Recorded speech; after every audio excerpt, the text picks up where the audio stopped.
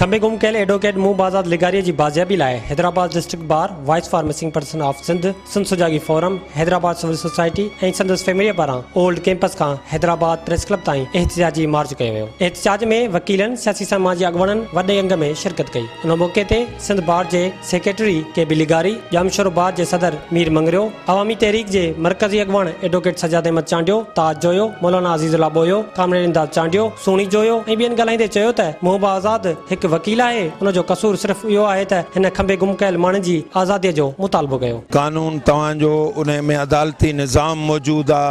ॿिए पासे जॾहिं रोडनि ते फ़ैसिला थींदा त पोइ हिन रियासती ढांचे खे ख़ुदि नुक़सान पहुचंदो। असां त सम्झूं था त रियासत जी ज़िम्मेदारी आहे त उन्हनि दोस्तनि खे उन्हनि सभिनी माण्हुनि सां कानूनी रवाउ कयो वञे ऐं जेकॾहिं को बि माण्हू कंहिं ॾोह में इन्वॉल्व आहे त उनखे अदालत में पेश कयो वञे। जॾहिं हिकिड़ो बि वकील कंहिंजी नुमाइंदगी करे थो ऐं सम्झां थो उहो इहा ॻाल्हि चवण थो वञे त इहो कानून जे अगेंस्ट आहे। जॾहिं कानून जे अगेंस्ट आहे त माना सभिनी बारुनि खे उन ॻाल्हि ते एतिराज़ आहे। जेकॾहिं असांजे दोस्त उन वकील खे समेत ॿिया बि जेके अगवा थियल गुम कयल माण्हू आहिनि जबरी तौर ते उन्हनि खे जेकॾहिं ज़ाहिर नथो कयो वञे, कंहिं कोर्ट में पेश नथो कयो वञे, कानूनी रस्तो इख्तियार नथो कयो वञे त हीअ जेका असांजी स्ट्रगल आहे हाणे उहा वॾे पैमाने ते थींदी। अॼु हिन डिस्ट्रिक्ट बार एसोसिएशन हैदराबाद जा वकील निकिता आहिनि। सुभाणे हाई कोर्ट बार एसोसिएशन जेका 13 ज़िलनि ते मुश्तमिल आहे, समूरनि असां ज़िलनि खे सॾाईंदासीं हिते। उनखां पोइ सिंध बार काउंसिल, उनखां पोइ पाकिस्तान बार काउंसिल ताईं हीअ एहतजाज जो दायरो जेको आहे सो वसी कंदासीं। मां महबूब जी घरवारी आहियां, इतरत लगारी। असां शहर वञी रहिया हुआसीं ऐं महबूब पंहिंजे कम सां कोरठ वञी रहियो हो।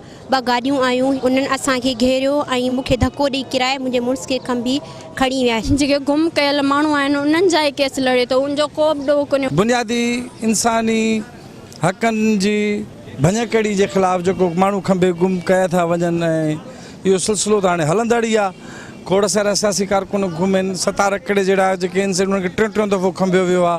हफ़ीज़ पीज़ादो आज़ादु थी आयो, भली ॻाल्हि आहे, पर ख़ासि करे महबूब लिगारी असांजो जेको वकील बि आहे ऐं सुजागी फोरम जो जनरल सेक्रेटरी बि आहे, उनखे बि खंबियो अथऊं। असांजो दोस्त महबूब लिगारी वकील खे कल्ह कोर्ट ईंदे गिरफ़्तार कयो वियो। उनजो नतीजो सरकार ॾिठो। अॼु डिस्ट्रिक्ट काउंसिल बाइकाट कयो आहे पंहिंजी अदालतुनि जो। हाई कोर्ट हैदराबाद बाइकाट कयो आहे। बदीन हाई कोर्ट बाइकाट कयो आहे। खैरपुर हाई कोर्ट बाइकाट कयो आहे। जामशोर हाई कोर्ट जेको आहे सेशन कोर्ट बाइकाट कयो आहे।